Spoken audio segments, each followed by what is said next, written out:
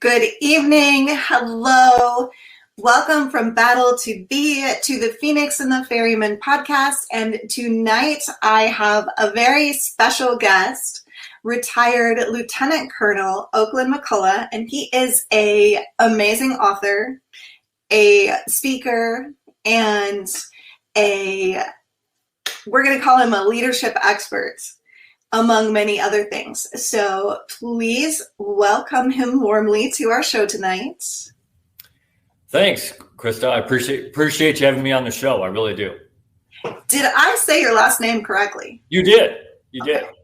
Cool. Just like the chainsaw, although I don't get any money from the chainsaw. I realized I forgot to ask you to double check, and I've been doing that lately. Believe me, I've been called worse than anything you can call me. So that's all right. Awesome. Okay, so normally our podcast follows a really like a trauma arc, but I wanted to have you on because I feel like leadership is a conversation that we don't often have, and I feel like it's a conversation that's really beneficial for my audience because leadership isn't just for leaders. It's a framework for how we live our daily lives. So tell us a little bit about who you are in your normal daily life and, something unique and fun about you.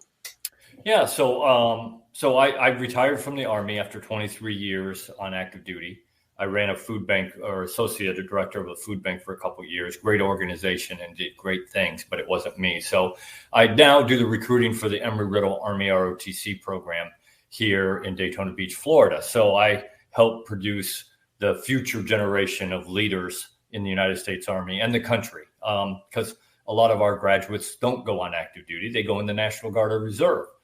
So they're not only are they serving their country in their Guard or Reserve 1 week in a month and 2 weeks in the summer, but then they're also using those leadership skills in the civilian world out there doing great things for their companies that they get hired for. So I think that's, it's a passion of mine to help train the next generation of leaders. And that's one of the things I talk about in the book and during my presentations is that it's our responsibility as leaders today to train the next generation of leaders, those people who are going to take over for us someday. And so I think that's one of the things that I at this point in my life is really my passion, is to talk to as many young men and women as I can. I think that's extremely important right now. I hear from a lot of people that they're kind of giving up on our youth, that they have this attitude that, those kids aren't going to be like we were. So they feel like they don't have the skills or the competencies that are going to be necessary to lead the future. And I think that's a really tragic thing, because if we want them, if we actually believe that they don't have those skills and competencies, shouldn't we be trying to lead them into having them? There's a concept for you, Krista. There's a concept for you, isn't there? It is our responsibility to make sure they're ready. Now, are they going to be the same people that we are? Your generation probably isn't the same as mine. And my generation is the same as my parents. And, that's okay. There's nothing wrong with that. We're all changing. And each generation is different. That doesn't mean there's not good young men and women out there that have good qualities that we can develop into leaders. And one of my favorite quotes, and a guy that worked for me at the University of South Alabama when I was a professor of military science and I was running an Army ROTC program. One day, Master Sergeant David Powell, who's retired now and a good friend of mine, we were sitting there talking about the importance of what we were doing, training not only leaders for the Army, and again, leaders for the country and for companies out there. And he said to me, boss, it comes down to this: great leadership handed down from generation to generation is what develops great nations. And I thought to myself, wow, what a quote. And you can take that word nations, that last word, and you can substitute company, government, family, military, university, hospital, sports teams, whatever you want. And it doesn't change the meaning of that. It's so powerful quote that it really does come down to handing down leadership from generation to generation. And as I go around and talk to high school, young men and women from high school and college, I always tell them, one of the last things I tell them is, look, you're that next generation, whether you like it or not. At some point, old men and women like me are going to turn around and we're going to hand this off to you. And we're going to say, okay, it's now yours. I hope you do a better job than we did. And hopefully we trained them well enough that they will do a better job than we did. But it is our responsibility. There's a concept for you, isn't there? Right. So much. It's so funny how easy it is to blame. And we see people doing it all the time. It's their fault ahead of us and it's their fault behind us. It's never the fault of those that are in control right now that have the most predominant impact on everything right now. It's never their fault. That's right. So. and we all know it is. And that's another concept that we have forgotten in this country, is in this world, not just this country, is that people are responsible, and you can't not be responsible. If you're the person in charge, your name is on the blame line, and you are responsible for everything that organization, that company, that unit, that sports team, that hospital, that country, whatever it is that you're in charge of, you are the person who is responsible for that. And no matter, you're responsible for everything that they do and don't do, because in the end, it's your fault. You're the person in charge, whether you like it or not. If you're in charge, you're responsible. And people have just forgotten that they can't say, okay, I'm not responsible for that, because you are, whether you admit it or not. So you come from a servant leadership perspective. All of your concepts are around the idea that to have a solid team, you have to take care of your weakest link. You have to bring everybody up to the same level, that it's not about just choosing those that are the best and excluding everyone else. It's a system of support where we all have the ability to teach each other to be better. Yeah, absolutely. And in the real world, and if we all had a perfect world, you would build a team with everybody who's an expert and the best person at whatever it is. But that's not the real world. We all know that that's not the case. And although I talk about the importance of building that great team around you as a leader, if you get that opportunity, part of that is that you're going to have to train people. You're going to have to teach people. You're going to have to train them. Even our brand new second lieutenants that we send out there, and we've trained them well, when they get out there in their unit or in their company, they're still going to have some training. And it's up to the leaders that are building that team to continue that training and that education and that building the experiences that they got it to be a better leader. That's still part of the leader's responsibility. And I do believe that we as leaders need to be servant leaders. If you aren't putting the people in your organization first, then there's something wrong. And you're not going to be as good a leader, and your organization is not going to be as good and as efficient as it can be. In my book and in my lectures, my presentations, I talk about this thing called it's not about you and it's all about you. It's not about you and the privileges that you're going to get. If you think that's why we made you the leader, so you could have more privileges, get a nicer title and drive a nicer car and live in a nicer house and get more pay, then you're sadly mistaken. That is not why we made you the leader.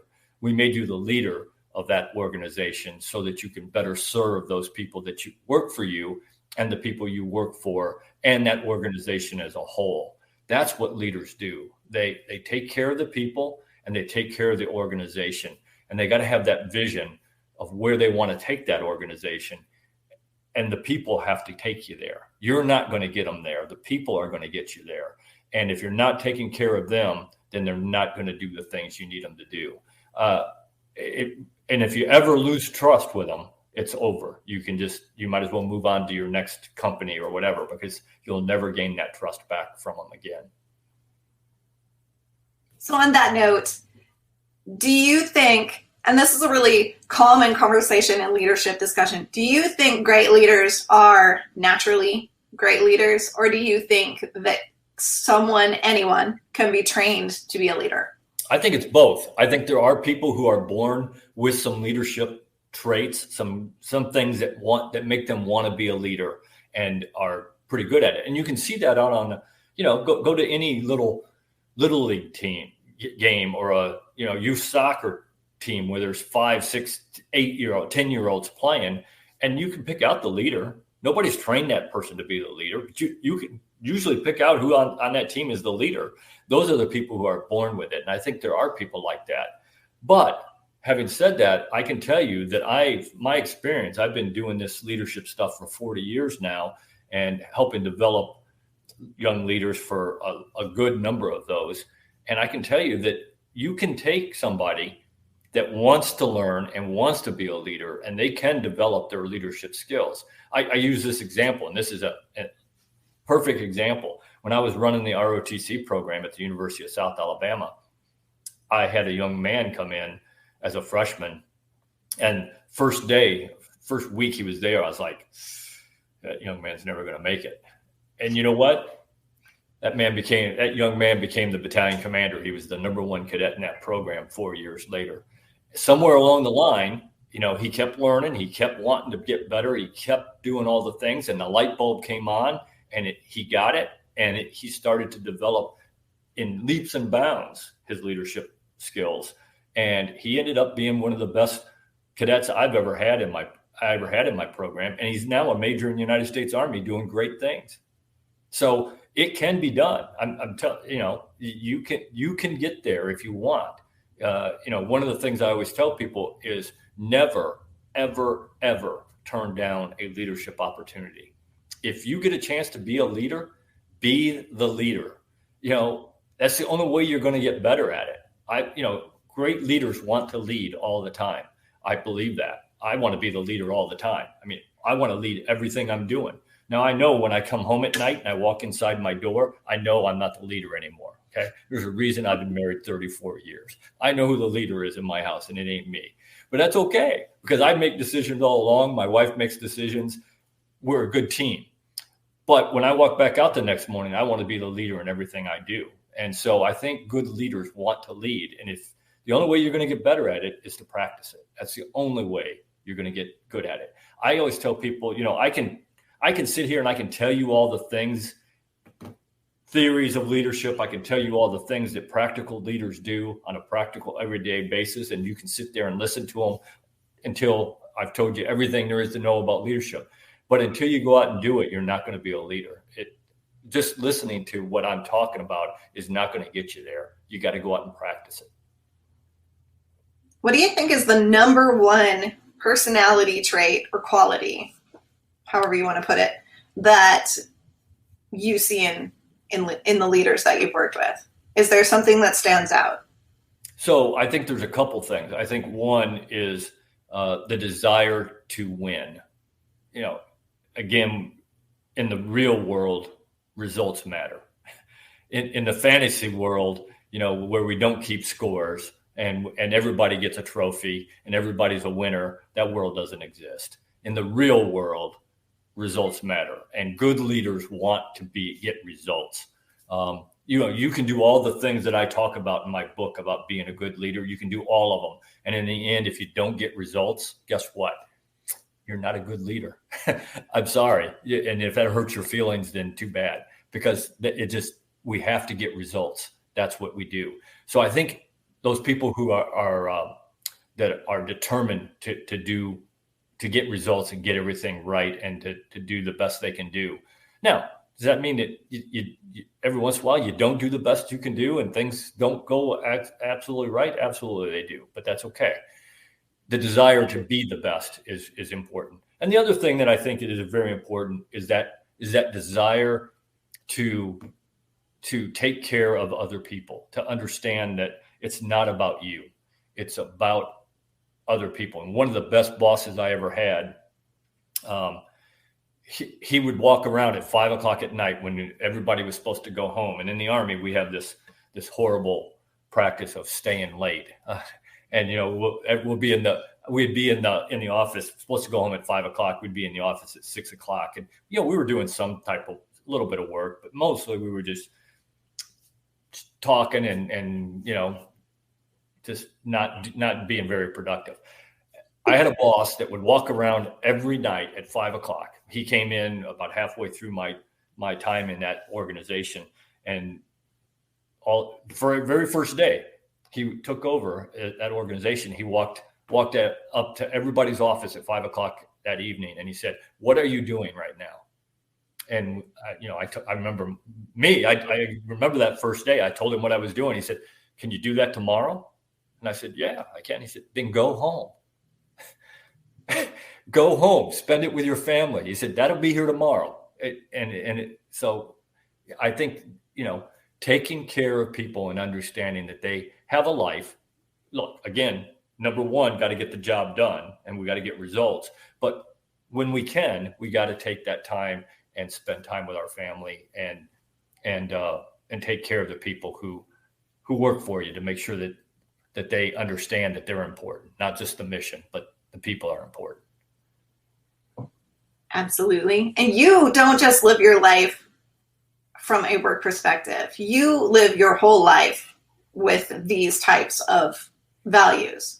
Everything that you do, you come at from a perspective of taking care of other people, because I already know you've been involved in a whole lot of different volunteer positions and a whole lot of community and organization efforts. So how important do you think that living the same qualities that you present in your employment or in your leadership position, how important do you think that consistency is? I think it's very important. And I always tell people, as I'm helping to develop these young leaders for the Army, and I always tell people, look, the first part of leadership, you got to start, and it's really, to me, it's incremental. The first thing we got to do is teach you how to lead yourself. Have some self-discipline, some motivation, some rules that you got to live by. And you have to, if you're going to be a leader. If you want to be one that anybody trusts and anybody's going to follow, you got to have some rules to live by. So you got to be a leader of yourself first. Then you got to be a leader of your family. As you're going out there, as these young men and women are graduating and becoming officers in the Army and leaders in the civilian world out there in the workforce, and they're getting married and having children and all those things, they got to be a leader in their family. And then you got to be a leader in the community. And that's where I think you're talking about. I've been in the Rotary Club. I've been on the Chamber of Commerce. I do some stuff at the church and I do pro bono stuff, give presentations to organizations that need it. The young men and women really need some help. So I think that's important to be then in that community. You got to be a leader, and then we go as high as you want to go. Whether it's maybe someday some of these people that I'm working with will be a senator in the United States Congress, or they'll be the president of the United States. Who knows? I mean, you just never know who in that organization is where they're going to go, or a 3 or 4 star general. I mean, you just never know. So I think it is important that you have to live, at least for me, I believe you have to live that type of life where you are what you're preaching. Because my father used to tell me all the time, and he used to say, if your words say one thing and your actions say another, they're going to believe your actions. You can say all you want, but when people will see what you do, that's what they're going to believe. And so I believe that we as leaders in our families, in our communities, we have to set the example. So we have to live that life that we're talking about all the time, because you're a leader all the time. You don't get to take a vacation from being the leader. I believe that you're the leader all the time, and you're always on display, and you got to do the right things because it's the right thing to do, because that's what leaders do. They do the right thing, not because somebody's going to check on them or because somebody's going to know whether they didn't do it or not. They do the right thing because it's the right thing to do. And this is the magic key why I wanted to have you on the show so badly. For some of you guys out there who are listening, for those of you that I've spoken to and those of you that I haven't yet, this is a magic key. This is part of healing from your trauma. This is getting up one morning and remembering what it's like to lead and remembering what it's like to follow someone who's a great leader and taking that into your life and going, wait, I'm not living the life that represents the person that I want to be. I'm not living the life of a leader. And so many of you guys are military, you're veterans, you're policemen, you're firefighters, you're community leaders, and you know this. And if you were in front of an audience, you would have no trouble getting into that role, into that character again. But you're waking up in the morning and you're not embracing that part of yourself anymore. And you're feeling depressed and you're feeling down and you're feeling like you have no passion and purpose. This was a passion and purpose for you. This was your life. This was your personification. Find that person inside you again and be that leader. One small step at a time, one small action at a time. Right. And you'll find that it comes back to you naturally. Once you can see yourself that way again, you can go in that direction again. And I think it's a really big step forward for some of you guys. Yeah, I think you're right. I think you're hitting it right on the head, Krista. I think, we got, again, I think a lot of what we do in life, first of all, we are all creatures of habit. So once we get into a habit of doing something, we're going to do it that way. And it's hard to break that habit. And so I think, you got to get to the point where you are finding that motivation again to do the things that made you happy. And that's easy to say. It's harder to do. I got that. Absolutely. I'm not trying to diminish anything here, but that is what's going to help you. That's the path forward. If you want to get back to it, is you got to remember what made you happy, and you got to start doing things that become a habit that gets you back to doing the things that made you happy. And I think if you do that, then I think that's the path forward for you. Right. One small step at a time. And it doesn't have to be a huge action. It can be just one small habit each and every day. One small change each and every day. And absolutely. I agree. One of the things I talk about when I talk about, because I give several different presentations. One of them is, I call it How to Be Successful. And one of the things I talk about there is goals and setting goals. And I said, for a goal, to be a goal, have to do a couple things. Number one, in my opinion, you have to write it down. Whatever you want to accomplish, you have to write it down. Because once you write it down, now it's tangible. Now you can say, okay, there it is. That's what I want. The second thing is that you have to do something within the first 24 hours that gets you started toward that goal. Even if it's, like you said, even if it's just a small step, even if it's just seems like nothing, but at least you did something to start down that road toward getting to the goal that you set. And I think if you do those things, I think it gets you started on that path down. But you gotta acknowledge what it is you want, and then you got to do something to start. And once you've done that, then it becomes. Then tomorrow you do the same thing, and maybe you do one little extra thing. Then the next day you do the same thing, and maybe you do one extra little thing. And I think that's the path forward if you really want to get back to the way you were. Right. Sometimes it is as small a thing from the outside perspective as getting out of bed. We know how big of a thing that is for some of you. But for other people, they see that and they're like, well, that's not this very big thing. You have these big goals. Sometimes all it takes is just getting out of bed. Sometimes all it takes is just taking a shower. Sometimes all it takes is cooking yourself a meal and actually eating something that provides you with nourishment. Small, simple things, always moving forward towards something else. So that's a big part of the message that I wanted to bring you guys tonight. And how does leadership relate to overcoming trauma? it really is very interconnected because it is who you are. It is how you put yourself out into the world. So I feel like it is very, very intertwined, and the skills and the steps that it takes to become a great leader are the skills and the steps that it takes to live a great life. Yeah, absolutely. I believe that, I tell people all the time, look, you don't have to have a title to be a leader, and this is the example I give. I played baseball, basketball, football in high school, played baseball in college. So athletics kind of were always a big part of me. And I do a lot of presentations, a lot of work with the college football teams and sports teams. And the college football team here that I work with, I was telling them one day, I said, everybody on this team has the capability of being a leader every day. Whether you're the captain or not doesn't matter. I said, so here's the situation. You're down to the last play of the game, and the quarterback throws a pass to the wide receiver in the end zone that would win the game, and he drops the ball. So you lose the game.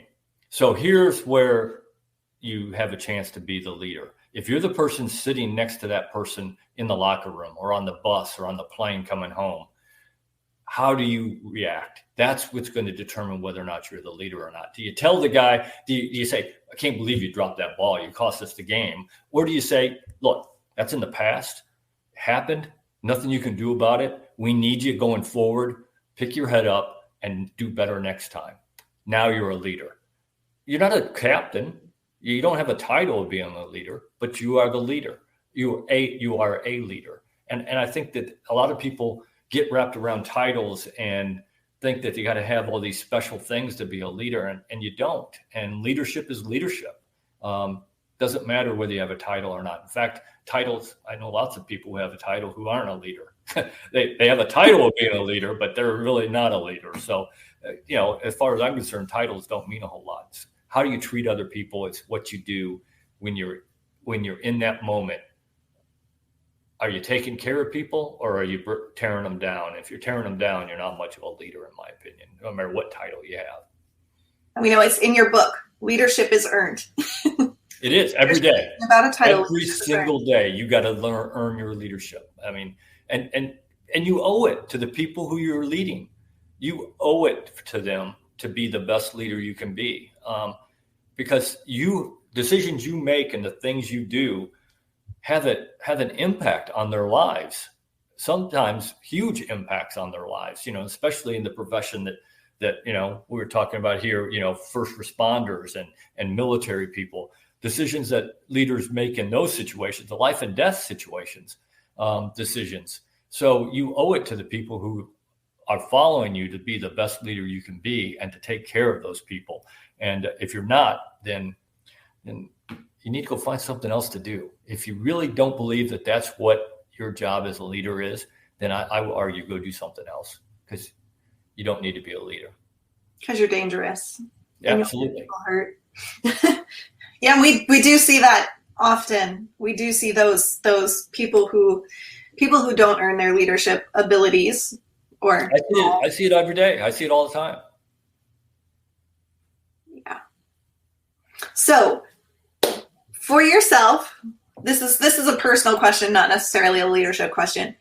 How important is self-care, and what are some things that you do for yourself for self-care? Because you've had these high stress roles, you've had these leadership jobs, and you're still really deep in working a lot. So how do you take care of yourself? How do you do that? So I always tell people, you got to have a hobby. Now I'm not one of those guys, I was sitting in an auditorium one day with a bunch of majors, and a 4-star general gets up there on the stage, and he's talking about this and that and everything. And he's talking about the most important thing is to take time off and go spend time with your family. And I was sitting there thinking, yeah, that's how you made 4 stars. Yeah, right. I got it. Yeah. You got to be realistic, but in my opinion, you got to have a hobby, and you got to have some downtime, and you do have to spend family time. I always cherished family time, although I didn't get to spend as much as I would have liked to in some of my jobs.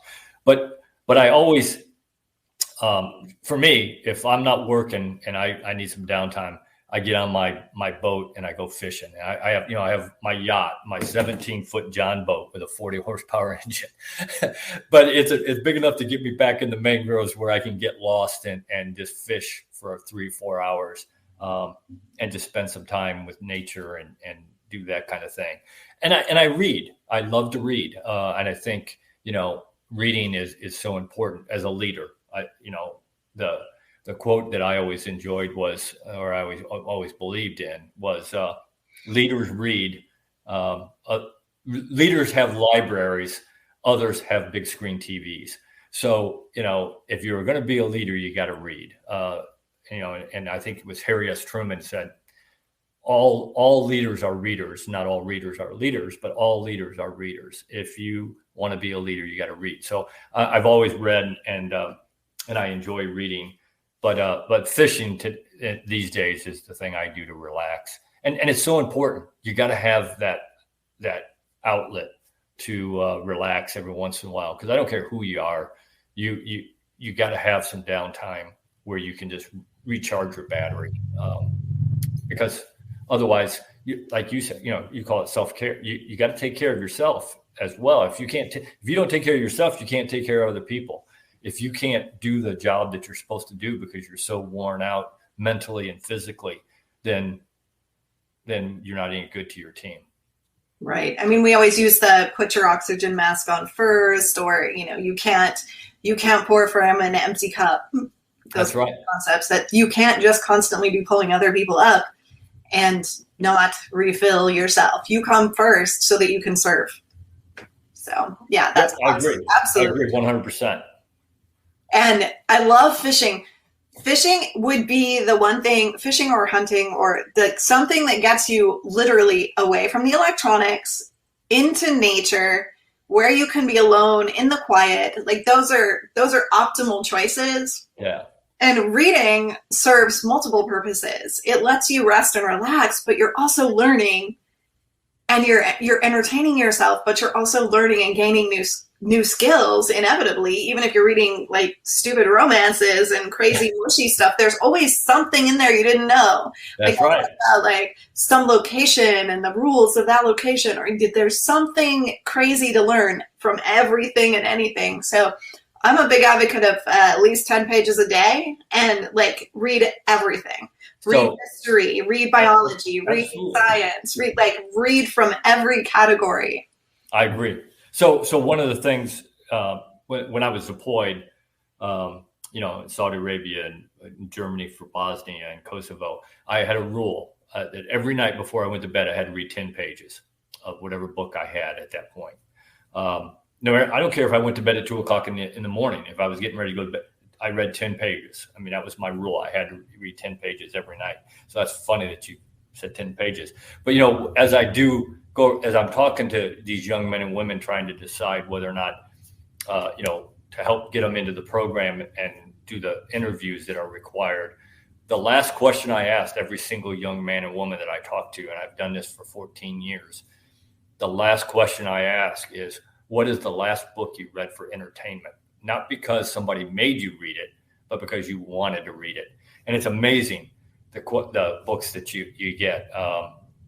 You get the ones that you would expect, the Harry Potter books, whatever. But I just got a young lady the other day who told me she read Catch-22. I was like, holy cow. That's one I've never gotten in all 14 years. I've never had anybody tell me that, but especially not a young lady. And, it was interesting to hear, she absolutely loved it. And she was talking, because I read that book, many years ago, but she was talking about the lessons and what she learned from it. And that's one of the things I always tell them after they tell me what book they read. I said, so what did you take away from it? What was the lesson that you learned? Because like you said, I don't care what book you read, you can always take a lesson away from it. If you really want to, if you want to actually think about it.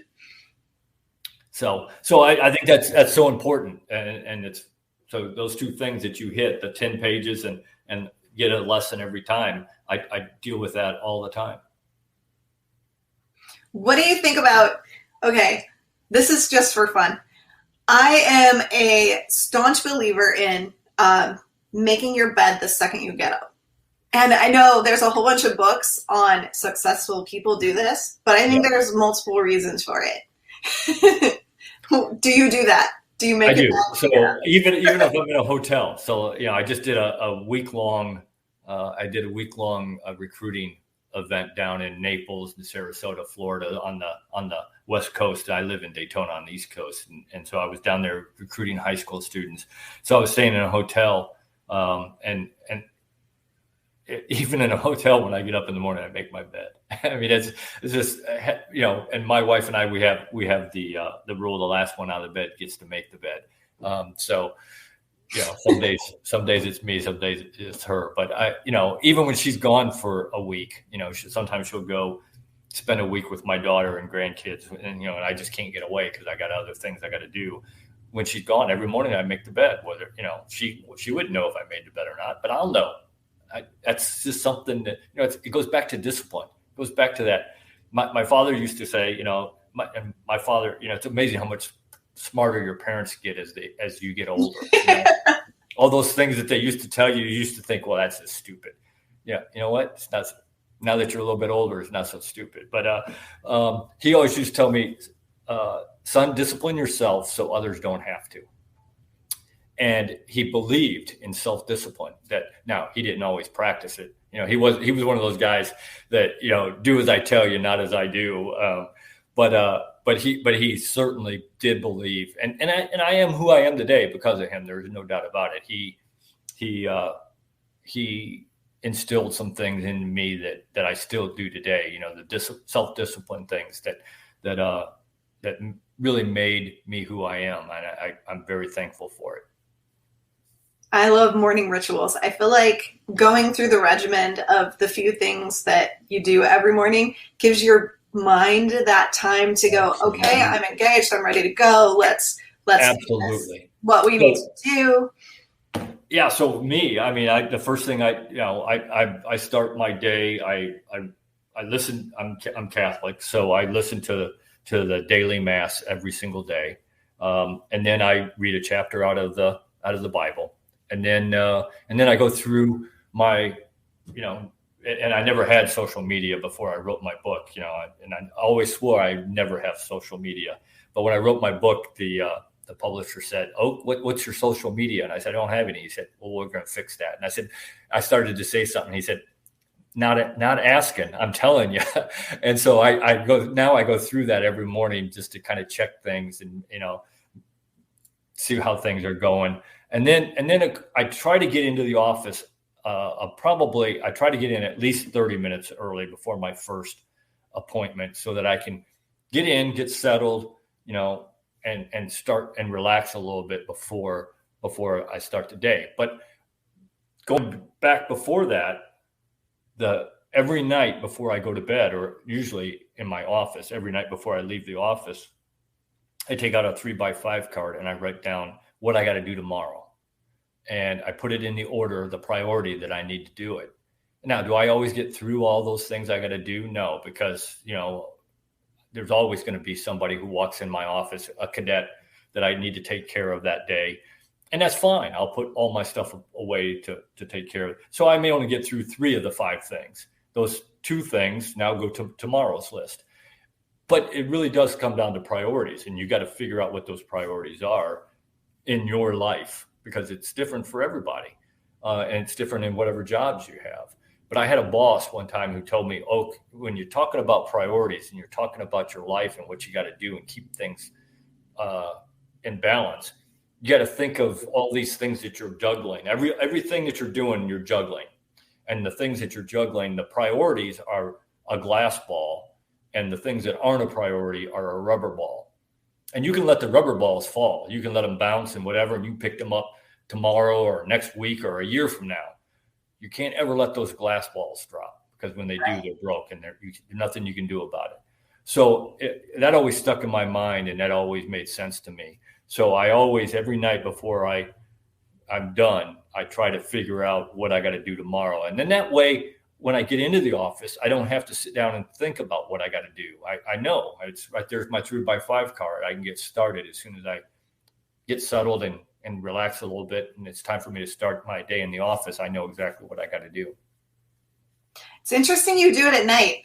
That is the one place of all the things that we've talked about where we kind of differ, because I would stress about it all night. I would do my card and then I'd be like, I got to do this, I got to do this, I got to do this, I got to do this. So my night ritual is literally my gratitudes for the day.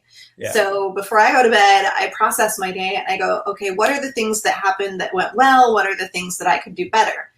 What are the small wins, the celebrations, the things I want more of in my life? That's a great way to do it.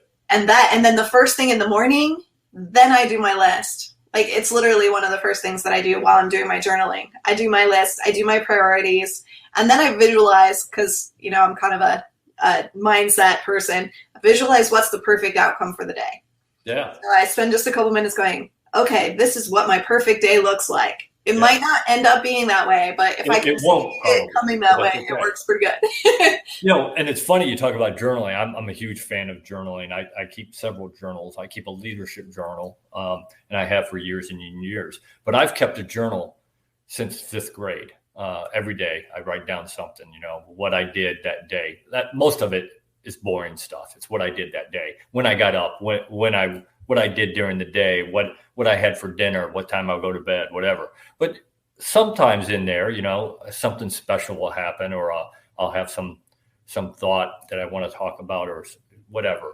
But I keep a journal every day. And again, that's part of the discipline. Every night before I go to bed, that's one of the last things I do is I finish up my journal. I try to keep up with it throughout the day if I can, but if not, then the last thing I do before I go to bed at night is I do my journal. But I think journals are important. And I think, you know, especially when we were talking about earlier about healing yourself, I think a journal is a very important thing that can help you do that. It helps you organize your thoughts, your mind, your day, your whatever it is, your goals, whatever it is that you want to do. Having a journal and having the discipline to do it every day, I think is one of those things that helps me keep a clear mind of what it is that I want to do and accomplish. And it helps you recognize your triggers and patterns.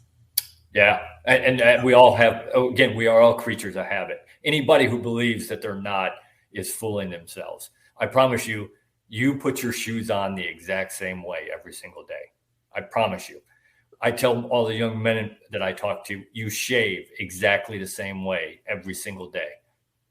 You do. I mean, it's just, most people are so much creatures of habit that they do everything the exact same way every single day. And until you figure that out, and you need to figure that out to make yourself understand that you can change. Right. But you have to make a conscious decision to change. And change doesn't come easy, you know, and the reason it doesn't is because we are creatures of habit. So if you really want to change something, then you got to make a conscious decision to make it happen. But if you don't know what your routine, your habits are, then how do you know how to change them? That's recognition and awareness. That's the first step. Awareness and just observing. We spend a lot of time just observing. Yeah, absolutely. This is great, Chris. I'm learning some things here that I will use in future presentations, I promise. Tell everybody, okay, so I have, it didn't go backwards. Yay. Okay, so I have a copy of your book here. How do I make this screen, see it properly? Oh, there we go. Okay, so this book is available on Amazon. Yes? Yes, it is. I suggest all of you read this. And I don't care if you are an entrepreneur, if you run a major corporation, if you have no leadership role that you can even think of in your life, if you're a single person who has nothing going on that you think you need leadership skills. This book not only will help you become a leader in your own life, it will help you become a leader for others. It will help you see the world a little bit different. It will help you see the people that are leaders in this world a little bit different. And it is full of amazing quotes that I'm telling you, there's something in here you're going to read and you're just going to go, oh my God, that changed my life. Well, thank you for those kind words, Chris. I mean, that's amazing. But I do believe, and I have always believed, and I talk about it all the time, that leadership is leadership. And, you know, I've had people say, well, Colonel McCulloch, you don't know anything about leading outside the Army. And I said, are you crazy? I said, leadership is leadership. It doesn't matter where you learned it. It doesn't matter where you practiced it. If you can lead any organization. And I'm a perfect example of that. I was a combat arms officer, infantryman, and a armored cavalry officer for 23 years. I retired. I was the associate director of a food bank. I ran the day-to-day operation of a food bank. You don't get any opposite than that. I mean, combat arms officer, a food bank. And, I knew nothing about running a food bank when I took over. When I took over, we were handing out 1.2 million pounds of food a year. By the time I left 18 months later, we were handing out 3.8 million pounds. So if you know how to lead, you can lead any organization. And I think that that's one of the things I try to preach in this book is that it isn't rocket science. I mean, anybody can lead if they want to. The hard part is actually making yourself do the things that you need to do to be a good leader, not the things that you have to do. That's not hard. Those are pretty simple. And there's nothing new in that book. I mean, leadership's been leadership for years and years and years. The hard part is making yourself do those things and realizing what it is that you have to do. And then once you realize what you have to do and you make yourself do it and you have a conscious decision to do the things you're supposed to do, then you'll start seeing that you're starting to make ground, you're trying to make progress, and you're starting to become that leader that you were meant to be. And that's why I titled the book that, leadership, your leadership legacy. What legacy do you want to lead? And becoming the leader you were meant to be, because it truly is up to you what type of leader you're going to be. And I always tell young men and women all the time, look, leadership is a journey. It is not a destination. You don't wake up one day and say, well, I'm here. I'm a leader now. Sorry, it doesn't work that way. Every single leader, I don't care who he is, whoever he or she that you think is a great leader, they started exactly where everybody else did, with no leadership ability or very little. And they develop it over years of being a leader and learning the things that you have to do and practicing it. But even the best leader in your mind can still get better every day. They could get a little bit better. And so that's the whole purpose of this book, is because I wrote it for young men and women. That's really who I mainly wrote it for, is young men and women who want to be leaders but don't know what it takes to be a leader.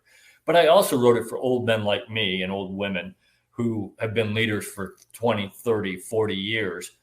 And I've actually had people tell me this that are like me, who've been a leader for 40 years. And they said, I didn't learn a whole lot new in your book. I may have learned a new technique to do something here or there. But what really I got out of it was I was reading along and I read something and I said, you know what? I used to do that really, really well, and I don't do that well anymore. Maybe I need to spend some more time getting back to doing that the way it should be done as a leader. And I even get things out of that. As I was writing it, I was thinking, I'm sitting here writing this, but do I really do that as well as I used to do it? And so, that I think is important. And it's always important to kind of focus back on, are you really doing the things that you need to do? Because if you aren't, you got to get back to doing those things that make you successful. As I was reading, 3 words kept popping up, like the things that I find the most appealing about you, and why we connected super quickly, because everything about you is discipline, integrity, and connection. And that, your whole book, you are from top to bottom, every part of your life, just discipline, integrity, and connection. And you embody those elements, and that is what leadership is. That's what servant leadership is. I mean, there's multiple, if we go theoretical, there's a lot of different leadership styles, and supposedly we can be successful leaders in other styles. But I've never been a proponent of any of the other, Me neither. And in the Army, there's certainly plenty of people who are the authoritarian leaders. And I would argue that those leaders, although they may be successful, they get things done. They get things done out of fear. People fear them, and that's horrible. That is absolutely horrible. I had a boss who retired, a 4-star general, one great guy. I worked for him 2 or 3 times. And he used to tell me, Oak, on the scale of leadership, you really got from one end to the other. You got on one end, you've got micromanagers, authoritarian people who tell you everything that you got to do, when you got to do it, how you got to do it, and you hate those people. And then on the other end, you got leaders who are all about chaos, Attila the Hun, give away as much authority as they can give to people and let them decide what to do, what's the best thing to do, because they're the people on the ground looking at it. And he said, Oak, you got to be as close to Attila the Hun as you can get, as close as you feel comfortable. You got to give away as much authority as you feel comfortable with. Understanding, like we talked about earlier, you cannot give away responsibility. You are responsible, but you got to give away the authority so that those people below you can do the things that you're asking them to do. And it's amazing what they will do. Will they do it the exact way you did it or would do it? Absolutely not. But who cares? As long as they do what you ask them to do, let them do it however they want to do it. Give them the authority and the resources to do it and then get out of their way. And he said, that's the hardest thing as a leader, is to understand that you got to get out of people's way. It isn't all about you. Let them do it. And so absolutely, I'm a firm believer in servant leadership. I think that's the only true way to make an organization as effective and efficient as it can be.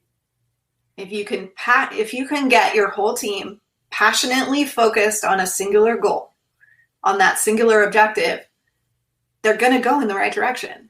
That's right. If you have faith in them to go in the right direction. So the most important aspect is getting them excited about where you're going, getting them passionately moving where you're going, because it doesn't matter how you get there. What matters is where you're going. That's right. Well, and I talk about motivation and how do you motivate people? Because as a leader, that's huge. How do you motivate the people that work for you? And I always, and I say, first of all, it's not about fame, fortune, or money, because that's not what drives most people, And it certainly isn't about reward and punishment. That's how we train dogs, not people. That doesn't mean you don't reward people who deserve it. You don't punish people who deserve it, because you certainly do. But that cannot be how you think you're going to motivate people, because that is not going to motivate people. What motivates people is a sense of purpose. You have to give people a sense of purpose. We all want a sense of purpose in everything we do. We want a sense of purpose in our work, in our relationships, in our hobby. In everything we do, we want to have a sense of purpose. Why are we doing it? And I always tell people as leaders, the way to figure that out is to figure out what makes your unit, your organization, your company unique. And, in the Army, it was very simple. Combat arms officer was really simple. I got a mission. I'd walk to my guys and I'd say, hey, guys, this is our mission. We support and defend the Constitution of the United States. We defend the American way of life. Let's go. Motivated. Didn't have no problem ever motivating them. You know what? That didn't work at the food bank. So, every organization's different. You got to find out what makes them, what's unique about that organization to motivate the people in that organization. And once you figure that out, your life's going to get a lot easier. But you got to motivate them, and you got to train them, and then you got to trust them. That's the thing. Motivate them, train them, and trust them, and then leave them alone and let them do the things you're asking them to do. Because nobody wants to be micromanaged. That will drive me absolutely crazy. If you tell me to do something, then you stand over my shoulder and tell me how to do it, then just do it yourself. Right. Why do you need me? I have a mission for you. Okay. We just got today. This will be headed your way. At some point in the near future, I have to get all of, I don't want to give too much information away to everybody. Okay. This plaque is coming to Florida. This is Good. what we talked about. So as soon as I can get all of the intermediaries scheduled and figure out where they will be hitting Florida, we'll be able to schedule that and we'll be able to get this out. And this is PFC. What service did he do? He was Army. So yes, also Army. Good. So that will be amazing. And this will be going to his wife. And I know her. She is an amazing person. So you will Love that.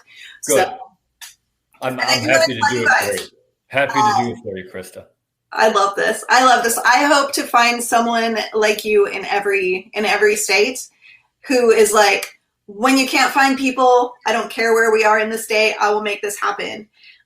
Because that is huge. I mean, of course we want 50 volunteers in Florida, but if we can't find someone, that the fact that you're willing to just go, okay, we're going to make this happen, is so big for us. So I want to tell you guys that Oak has volunteered to be a ferryman, and you guys all know, because I tell you guys all the time, that we are always looking for volunteers. And we are now on our second and third mission. Our first mission was complete last week. So if you missed it, I will put a link to they actually did a celebration, an honor celebration for the gentleman who we did a plaque for. So they did a memorial when it was presented to his wife and his mother. We made two for him. So our first one went to New York City. To an NYPD officer who died from 9/11 cancer. And we didn't expect it to be such a big happening. On 9/11 here, we did his honor run, and there were over 450 motorcycles. We had 12 police escorts. We had fire trucks. It was phenomenal. And we took his plaque to the University of Houston, where they had the memorial for the 9/11. They had pieces of the building, and there was a memorial there for 9/11. So we did that, and then we rode back, and then we sent his plaque off. And when it got to New York, they did a ceremony to remember him there. So instead of just being this small, quiet thing that we expected it to be, it was this phenomenal event, where as it should be. And that's what I like. That's what I imagine, is that as these reach their final destination, we have 5 police cars escorting, and that everybody gets that little bit of, the family gets that moment to know that we remember and that we care and that their person hasn't been forgotten. So that's our goal with this. And we can't do this without people like you, because obviously we could throw them in the mail. But there's nothing special about that. There's nothing that really says we remember about that. So the journey is more important for us than the destination. So you make the magic happen. And I can't thank you. I'm happy to do it, Krista. Happy to do it. So how can people find you? Yeah, so I have a website, and it's www.ltc Oak, O-A-K, McCulloch, MCCULLOCH.com. And on that website, it has a link to my book site where you can buy a copy of the book if you want to. And right now it's available in hardcover, paperback, and ebook. And I'm working on an audio book right now, version of it. And then I'm also on, and then you can subscribe to the website. You can, sign me up to come speak at an event that you have, be a guest speaker, keynote speaker, whatever you want. And I talk about other things than just leadership as well. I'm a history major, so I talk about history things. I talk about my personal experiences in the first Gulf War and in Kosovo and those kinds of things. So lots of things on the website. You can see all the things I talk about.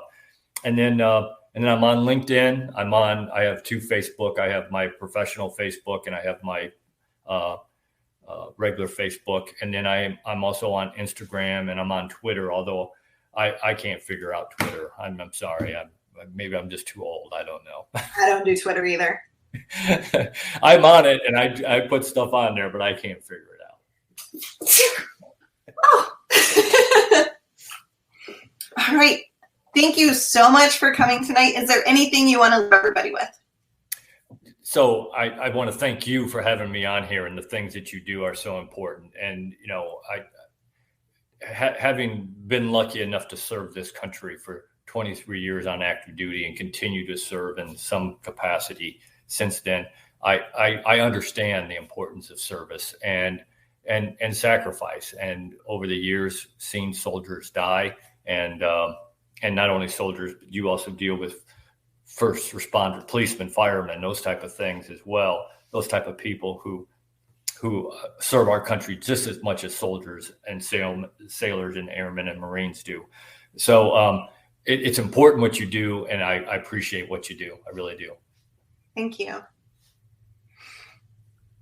And thanks for having me on the show. I've had a blast. I really have. It was awesome having you here. All right, you guys, we have gone over our hour, and I always promise that I will keep you guys to an hour. So I'm going to sign us out. Have an excellent, excellent evening, and I will see you guys next Monday. Bye.